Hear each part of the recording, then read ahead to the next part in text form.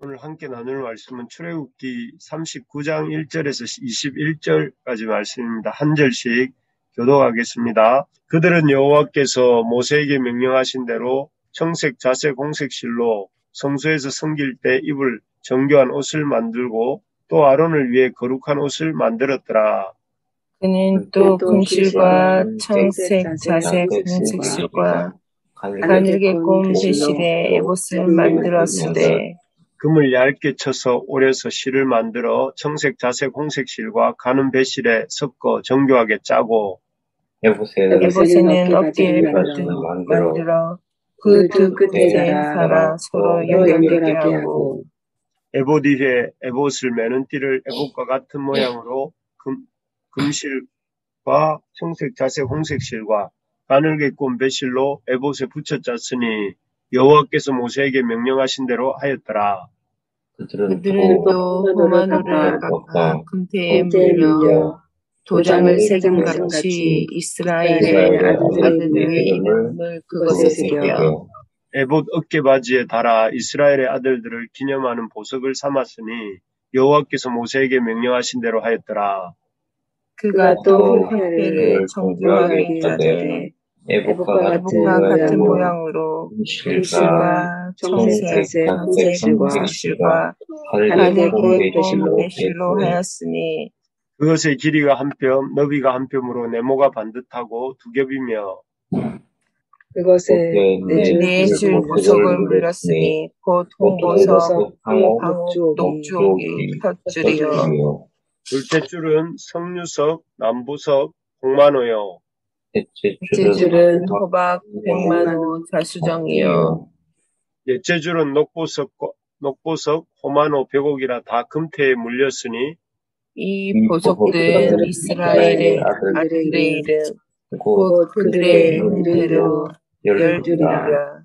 도장을 새긴 같이 그 12지파에 각 이름을 새겼으며 그들이 또 순금으로 녹근처럼 사슬을 따 흉패에 붙이고 또 금태들과 금고리 둘을 만들어 그 두 고리를 흉패 끝에 달고 그 따은 두 금사슬을 흉패 끝 두 고리에 꿰매었으며 그 따은 두 사슬에 다른 두 끝을 에봇 앞 두 어깨바지에 금태에 매고 또 금고리 둘을 만들어 흉패 두 끝에 달았으니 곧 그 에봇을 마주한 안쪽 가장자리에 달았으며 또 금고리 둘을 만들어 에봇 앞 두 어깨바지 아래 매는 살이 가까운 쪽 곧 정교하게 짠 에봇 띠 위쪽에 달고 청색 끈으로 흉패 고리와 에봇 고리에 꿰어 흉패로 정교하게 짠 에봇 띠 위에 붙여서 에봇에서 벗어지지 않게 하였으니 곧 여호와께서 모세에게 명령하신 대로 행하였더라. 아멘. 예, 오늘 말씀은 제사장의 의복의 의미 이런 제목으로 우리 말씀을 나누겠습니다. 어제 우리는 어제 말씀을 통해서 온 백성이 참여하여서 또 그 귀한 물질을 자원함으로 드림으로 성막을 멋있게 완성하는 모습을 보았습니다. 오늘은 그 말씀에 이어서 그 완성된 성막에서 제사장이 이 하나님을 섬길 때에 반드시 입어야 될 제사장의 의복을 만드는 모습을 보게 됩니다. 출애굽기는 이 제사장 성막 만드는 일 못지않게 제사장의 의복을 만드는 일을 아주 중요하게 다루는데 하나님께서 제사장의 의복을 이렇게 길게 묘사하시면서 우리에게 주시려고 하는 메시지가 무엇인지 함께 보려고 합니다. 먼저 제사장이라 할지라도 하나님의 성막에서 섬기기 위해서는 거룩한 옷을 입어야 한다 하는 것입니다. 우리 1절을 같이 한번 읽어봅시다. 시작. 그들은 여호와께서 모세에게 명령하신 대로 청색, 자색, 홍색 실로 성소에서 섬길 때 입을 정교한 옷을 만들고 또 아론을 위해 거룩한 옷을 만들었더라.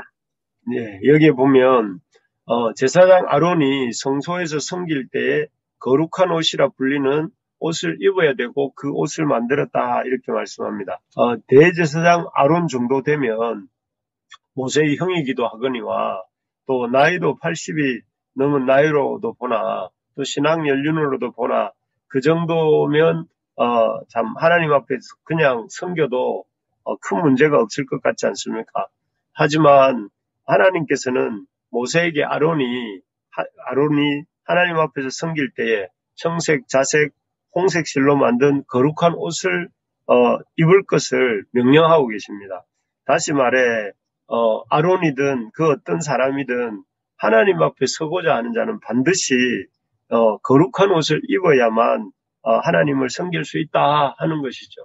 그냥 자기 자신의 있는 모습 그대로 하나님 앞에 설 수 있는 사람은 참 없고 하나님의 거룩한 옷을 입어야만 하나님 앞에 설 수 있다 하는 것입니다. 이것은 마치 하나님 앞에 나아가려고 하는 자, 지성소로 나아가려고 하는 자는 성막의 동문을 지나서 우리 살펴본 것처럼 번제단과 물두멍을 지나야만 하나님 앞에 설 수 있었죠.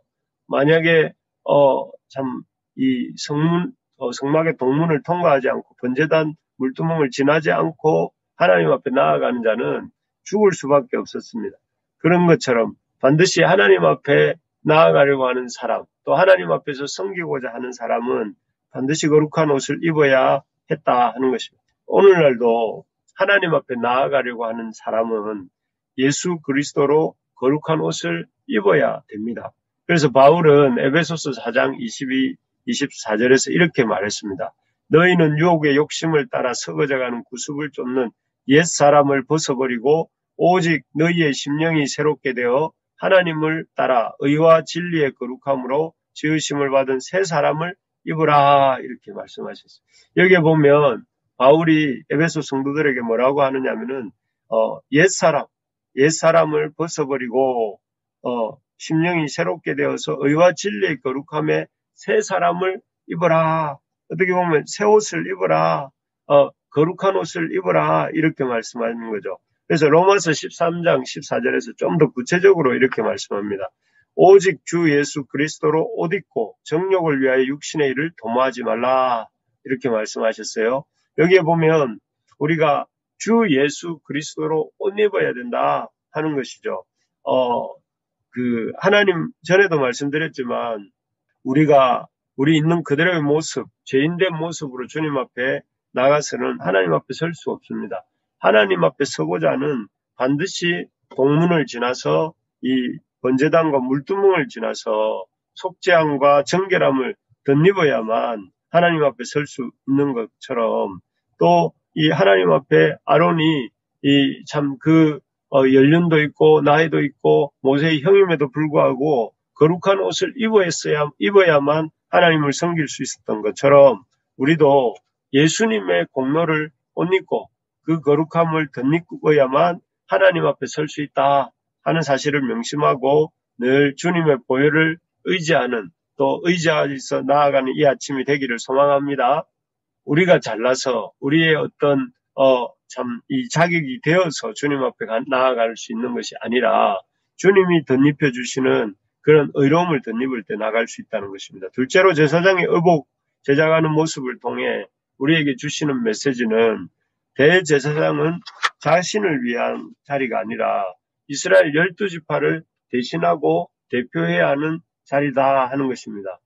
이 사실을 4절부터 21절까지 무려 17절에 걸쳐서 이렇게 이 제사장이 온 백성을 대신해야 된다 하는 사실을 이렇게 말씀해 주십니다. 구체적으로 이렇게 살펴보면 이 4절부터 21절까지 총 17절에 걸쳐서 에봇 위에 입는 흉패에 대해 설명하는 데서 나옵니다.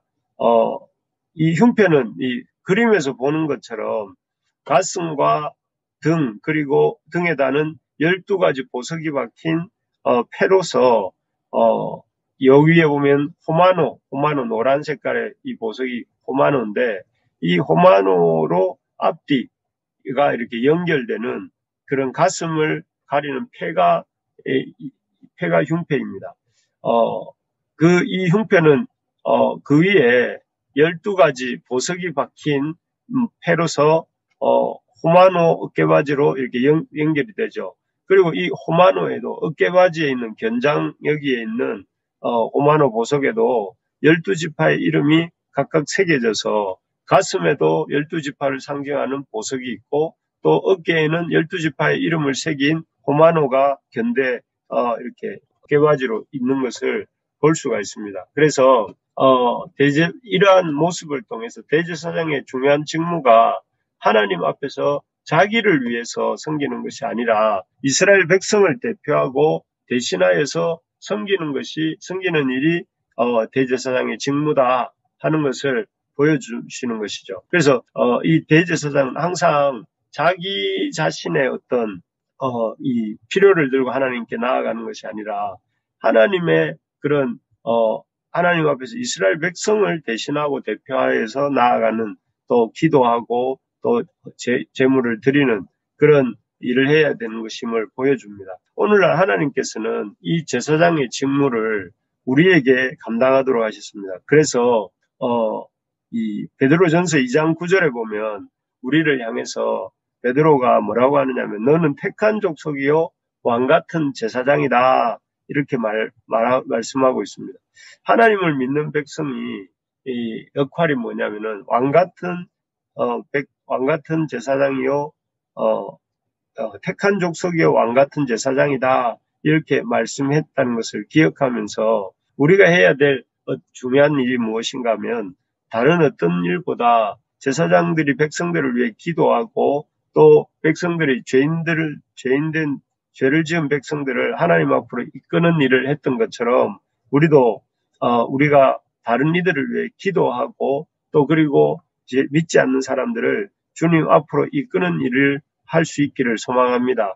그래서 우리가 지난 주일날 이 엄중한 코로나 시국에도 많은 사람들을 초대해서 또 많은 투자를 해서 새가족을 초청하려고 힘쓰는 것 아닙니까? 우리가 해야 될 가장 중요한 직무가 하나님 앞에 사람들을 주께로 인도하고 주님을 만나도록 돕는 일이기 때문에 그렇습니다. 이 무더운 여름이 지나가고 가을이 올 때 우리를 통해 주님을 만나게 된 그런 사람들로 하나님 우리 교회당이 또 우리의 삶이 채워지기를 주님 앞에 소망합니다. 특별히 이번 주일날, 이번 2주 후에 주일날, 우리 여름 성경학교가 있지 않습니까? 이 여름 성경학교 때 성경학교를 위해서 잘 준비하고 힘써 감당함으로 어린이들이 이 주님을 만나도록 또 새로운 어린이들을 보내주시도록 우리가 마음을 모으고 준비하는 일꾼들을 위해 기도할 수 있기를 소망합니다. 마지막으로 제사장의 의복 제작하는 모습을 통해 우리에게 주시는 하나님의 메시지는 제사장의 직무를 감당하는 것이 자기 힘으로 하는 것이 아니라 전적으로 주님을 의지해서 해야 한다 하는 것이죠. 앞에서도 말씀드렸지만 본문은 제사장의 의복 중에서도 흉패에 대해서 12보석이 물려있는 저 흉패에 대해서 길게 쓰고 계시다 이렇게 말씀드렸습니다. 그런데 왜 이 흉패에 대해서 길게 쓰고 있는 것일까? 첫째는 앞에서 말씀드린 것처럼 대제사장의 직무가 자신이 아닌 이스라엘 백성들을 위한 것이다 하는 뜻이 그 속에 길게 말씀을 하시는 이유에 있고, 둘째는 대제사장이 자의적으로 하나님 앞에 섬기는 것이 아니라 하나님의 뜻을 물어서 이렇게 하나님의 뜻대로 이 교회를 섬겨야 한다, 성막에서 하는 일들을 섬겨야 한다 하는 것을 알려주시기 위함입니다. 실제로 우리 눈에 보이는 이 흉패 안에는 우림과 둠밈이라고 하는 이 기구를 넣어두고 아주 이렇게 힘들고 어려운 중대한 문제를 결정할 때에 이 우림과 둠밈을 제사장들이 사용했다고 합니다. 즉 제사장들은 아무리 제사장들이라 할지라도 중요한 문제들에 대해서 반드시 여호와께 묻고 그리고 난 후에 결정하도록 하시는 것입니다. 그래서 오늘날 우리는 참 이 일을 잘 잊어버릴 때가 있습니다. 제사장은 제사장이니까 자기 뜻대로 이렇게 할 수 있는 거구나 이렇게 생각하면서 우리가 왕 같은 제사장으로서 이렇게 살면서도 하나님의 뜻이 무엇인지를 묻기보다는 그냥 자기의 하고 싶은 일들을 하며 살 때가 많은데, 하나님은 우리가 어떤 일을 함에 있어서 하나님을 의지하고 하나님의 뜻을 묻고 그렇게 행하기를 원하십니다. 우리가 하고 싶으면 하고 하기 싫으면 하지 않는 그런 이 방식이 아니라, 어떤 일을 할 때에 반드시 하나님께 여쭙고 그 뜻을 안 후에 행할 수 있는 우리 모두가 될 수 있기를 바랍니다. 그래서 예수님께서 겟세마네에서 기도하실 때에 자기의 뜻이 아니라 하나님이 뜻이 이루어지길 기도했던 것처럼, 또 제사장들이 저 흉패 안에 우림과 둠임을 두어서 중요한 문제들이 생길 때마다 하나님의 뜻을 물었던 것처럼, 우리 일상에서 우리도 주님의 뜻을 묻고 그 물음의 결과로 주님의 말씀대로 살아가는 일이 당연한 일이 되기를 소망합니다. 그래서 항상 우리 부르심의 가족들은 여호와께 먼저 여쭙고 그 뜻이 무엇인지를 물어서 마음의 확신을 얻고 그 후에 순종하는 우리가 될 수 있기를 소망합니다. 말씀을 맺겠습니다. 오늘 완성된 제사장의 의복에 대해서 길게 보았습니다. 하나님께서 이런 완성된 제사장의 의복을 통해 우리에게 주시는 것은, 우리가 하나님의 제사장 백성으로서 반드시 거룩한 옷을 입고 예수 그리스도의 거룩한 옷을 입고 하나님 앞에 서야 된다는 것. 또 한 가지는 이스라엘 백성, 제사장의 이스라엘 백성 12지파를 이렇게 대신하고 대표하는 존재라는 것. 그래서 이 이스라엘 백성을 늘 가슴에 품고 그들을 위해 기도해야 했던 것처럼, 우리도 하나님을 모르는 또 죄인들을 우리가 가슴에 품고 주님 앞에 나아가는 우리가 되어야 되겠다 하는 것. 그리고 이러한 일들을 감당할 때 내 힘이 아니라 우리 하나님이 주시는 힘으로 감당해야 되겠다 하는 것을 우리 마음에 새기면서 이 시간 같이 받은 말씀 붙들고 기도하는 시간 가지면 좋겠습니다.